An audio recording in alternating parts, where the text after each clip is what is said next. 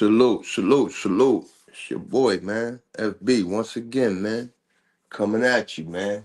With another episode of Vertical Talk, man. And as customary, man, let me give my shout outs to the old head upstairs, man. For carrying me, man. Guiding me, blessing me, and protecting me, man. Let me also give a salute, man. A firm salute, man. To the brothers and sisters that I left behind, man. Let me also give salutes, man, to those who have supported me, man. Those who, you know what I'm saying, visit Vertical Talk, man, giving your opinions, giving your thoughts, giving your wisdom, so forth and so on. Now, let's jump into this, man, because this is one that hit home, man, and I definitely want to send a big salute, man, and a salutations, man, and a congratulations, man, to Robert Johnson, man. You know, he's a man that was, falsely convicted, man, of a first-degree murder back in 1996 in Chicago. Rob was, 16 years old when he was convicted of this crime.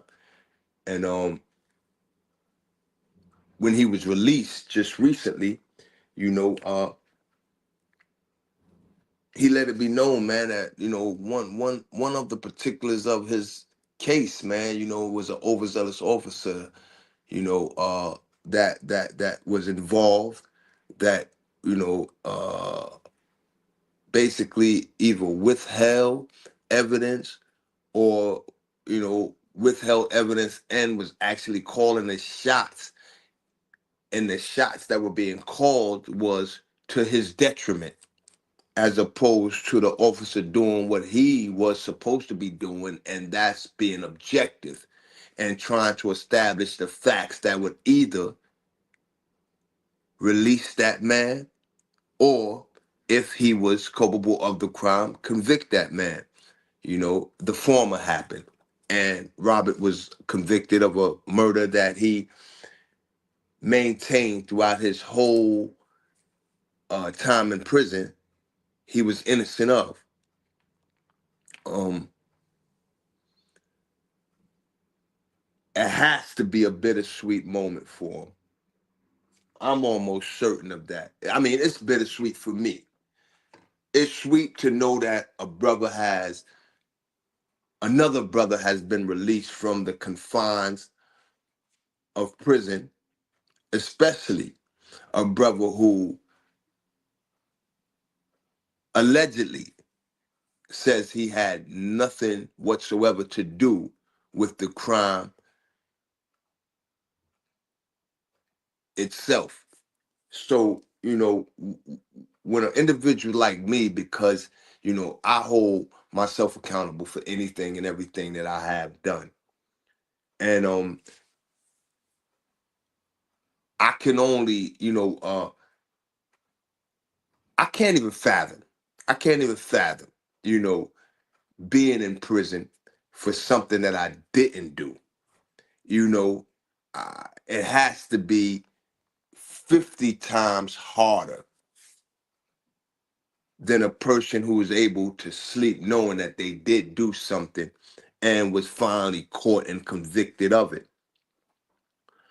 Um and what's so crazy is because, me being in prison a number of times, that actually equates to almost half of my life, if not more. I understood his sentiments when he was in an interview and say that, man, there was a time when he had lost faith in God. And let me be very clear. Even me knowing that I did, a lot of the things that I was convicted of or pled guilty to had got to a point of losing faith in God, because it was like, yo, why you place me in these type of predicaments or positions or so forth and so on? Why the world had to be so cruel, and I had to come up in it at a time when it was also cruel and asked of me, and me acts of it better. So when the brother was like, you know what I mean, during a part of his time, man, he lost faith, man. I understood that also clearly, man. Like I understood that very well.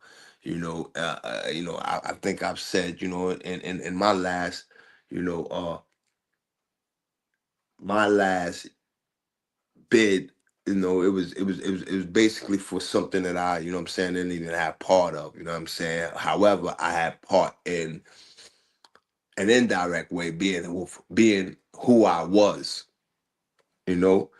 But that's another story. For him, he had no parts of it. You dig? And at some point, a juvenile, the co-defendant, agreed to a plea deal in exchange for false testimony. And this is probably something else that the detective or the lead detective, because that's how it was explained when I read up on certain news medias, that a juvenile co-defendant agreed to a plea deal in exchange for false testimony that he gave, I guess, against Mr. Robert Johnson. Um,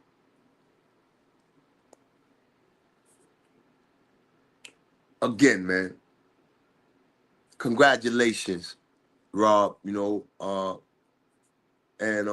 all praises due to the Most High, man. For allowing the Exoneration Project, or a person from the Exoneration Project, I believe, who not only listened but didn't give him false hope, because she didn't promise him anything. His words. She didn't promise him anything, but again, it goes back to that energy that I spoke of on previous platform. When God has allowed you to tap in to another person's energy, be it good or bad, that's a beautiful thing, because it could be the difference of life and death. It could be the difference of you being discouraged and becoming depressed to the point that you just want to ultimately just end your life, or do things to make someone else end your life, especially in that prison system. Trust me, I know. You know, um,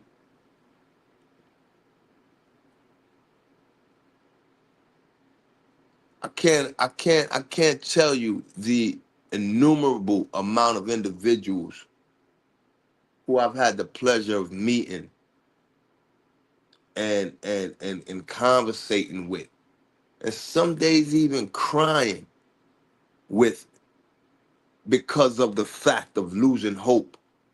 Like Mr. Robert Johnson says that, I can only imagine oftentimes in a 29-year sentence,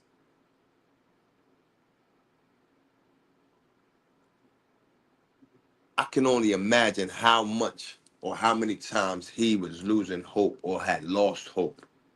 And for whatever it was. And in this case, he said it. He said it was family. His family support, you know? And man, I could definitely, I can definitely understand, because I also had a crazy family support, you know. And even here now, even that this is about Mr. Johnson, man, I want to salute my family members and my friends who, again, stood with me in those dark times. And I also want to salute his family and his friends, because so many people, man, that call themselves family or friends, man,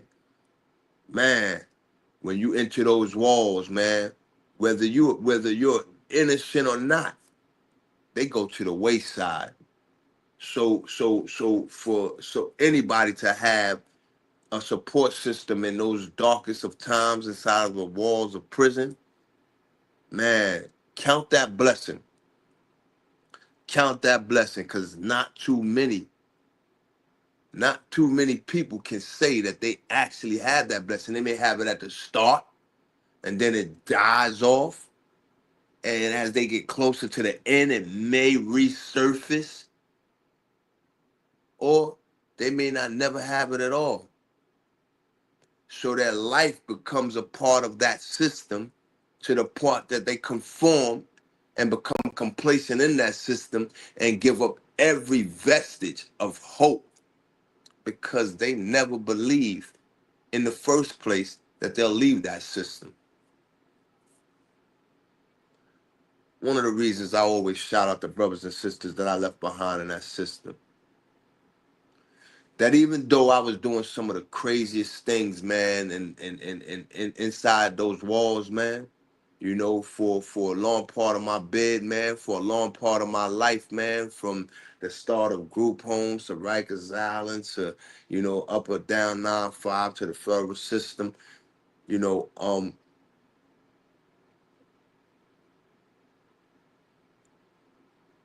I gotta say, man, you know, like it was turmoil. It was turmoil that couldn't even be imagined by some. When you're doing shoe time and so forth and so on, and for an innocent person, just being in prison is shoe time. You know, so you know, for a person that's in there and doing, you know, wilding out, shoe is a part of it. You know it's coming. You know that, you know, you're in jail, and inside of jail there is another jail, and that's called solitary confinement. Um, Mr. Johnson, man, through everything that he went through in those 29 years, man. Like I said, I just, my last one was 16. You dig? But he spoke of the things that he tried to do while in there and was unable to do because of the sentence that he had. And I believe that I touched on that, on a few on a platform or two, concerning the programs or the glitter that the system, paints on these internets of programs that they have in order to better us as men, languishing, or men or women languishing in these prisons is totally, false. You know, and as he said, just to get his GED, man, and I congratulate you for doing something productive and constructive with your time. But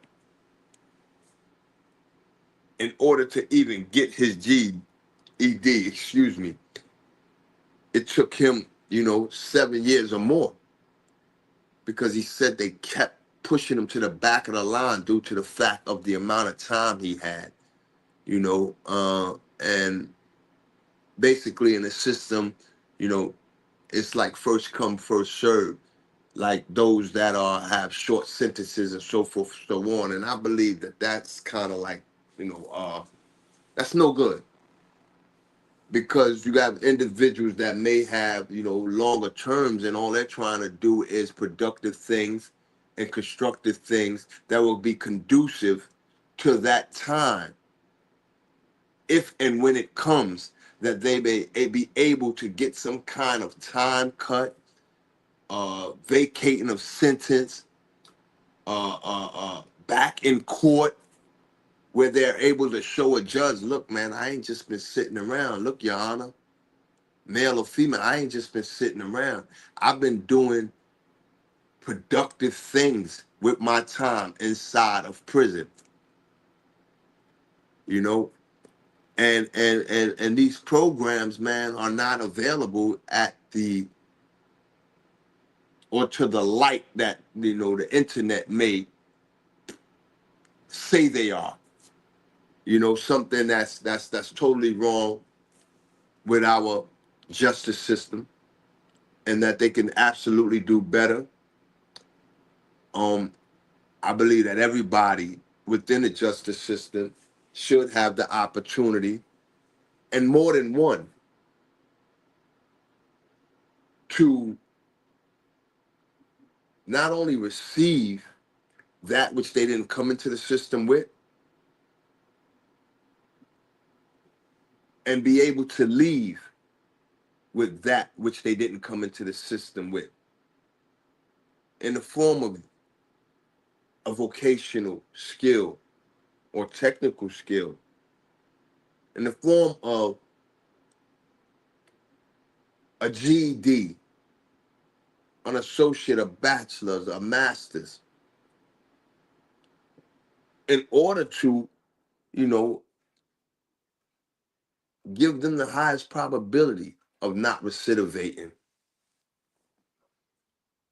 I mean, I congratulate, you know what I'm saying, Mr. Johnson again, man, because not only did he get his GED, you know, and the road to get his GED was a fight that he continued to fight until he got it. And along with that, you know what I'm saying, also took classes, you know what I'm saying, receiving, you know, a number of credits towards an associate's degree.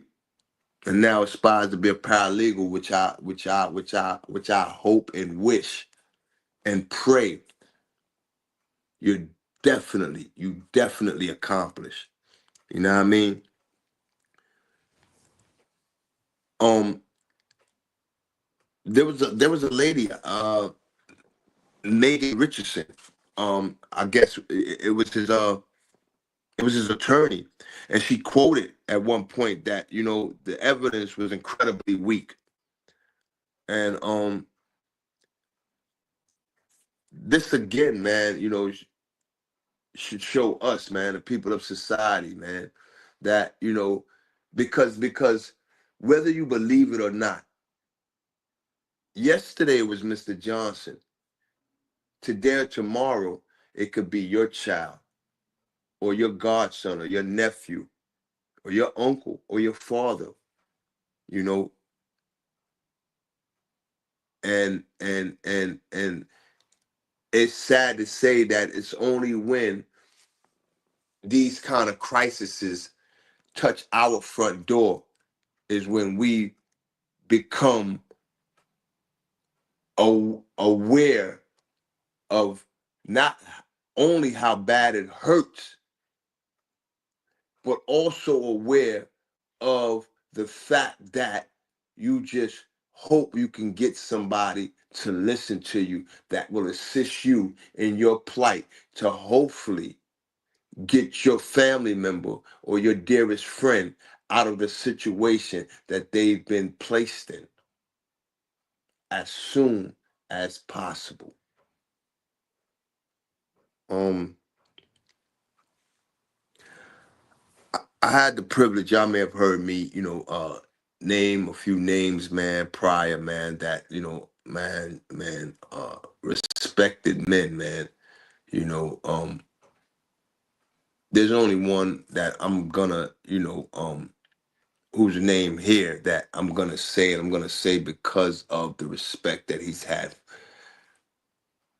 from so many brothers that I do know. And that's Mr. Matula Shakur, who just, you know, recently passed away after, you know, languishing in them prison walls for decades. Um, but again, man, there's so many others, just as Mr. Johnson said, that are in those prisons that have done nothing to be in them prisons, and it seems like the justice system's engine to their engine of forward motion to release these men and women or to reinvestigate the claims or the evidence or the lack of evidence that exists in a lot of these individual cases, or these overzealous officers or prosecutors that may exist in these individuals' cases, is at a snail's pace. The issue with that is that, you know, I've watched a number of men die inside those walls before ever getting a shot to even um, get their freedom or even plead their cases. And I believe in the country that we live in, man. I believe that the justice system or the judicial system can or has the power to reinvent their methods of dealing with certain cases and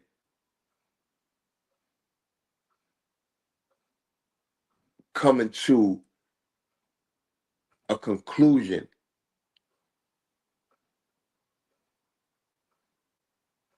of a person's true innocence or guilt. I believe a lot of times cases are tucked away easily because it's not their life. They're not losing a day or hours sleep, meaning the officers or the prosecutors, so they do some half-ass job at the expense of another human's life and potential death.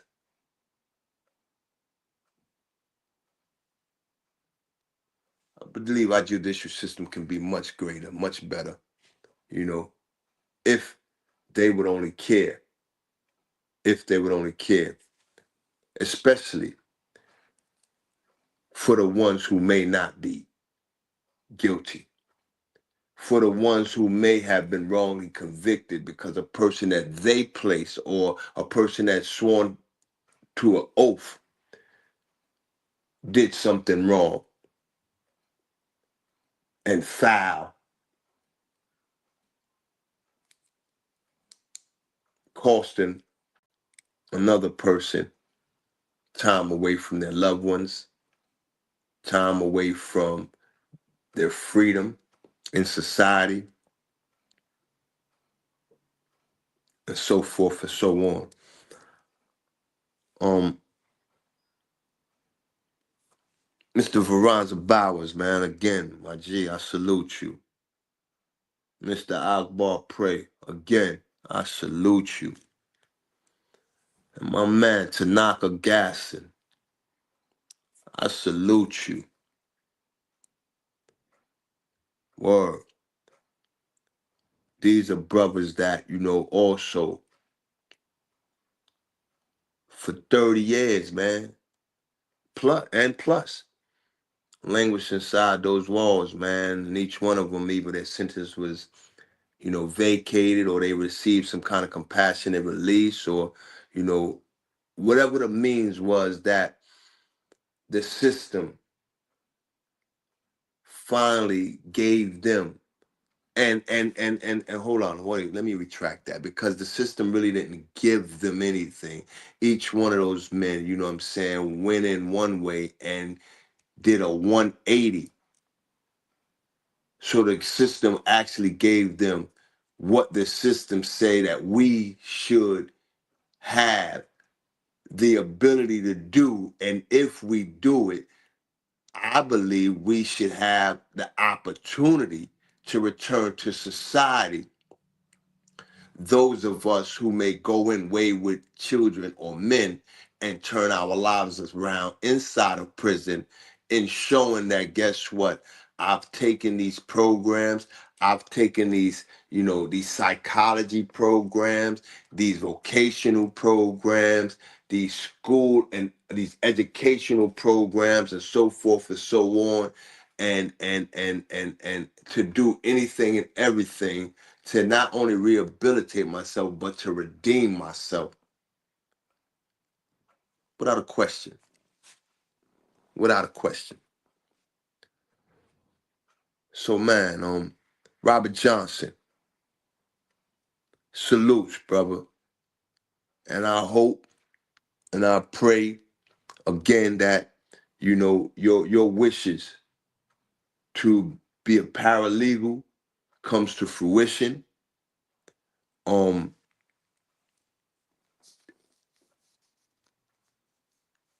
there's nothing can give you back that can give you back the 29 years that you sat languishing in those modern day slave plantations.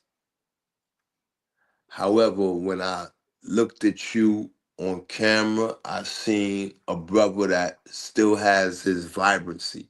You're vibrant. Um, I know without question there are scars internally, but I also know that what I believe I see in you, beloved, is a strong man who's gonna figure it out the same way you figured out how to never navigate through those harsh walls of prison that you languished in for 29 years. So yeah, man, be blessed. May God guide you, bless you, and protect you and your family. May you continue to keep pushing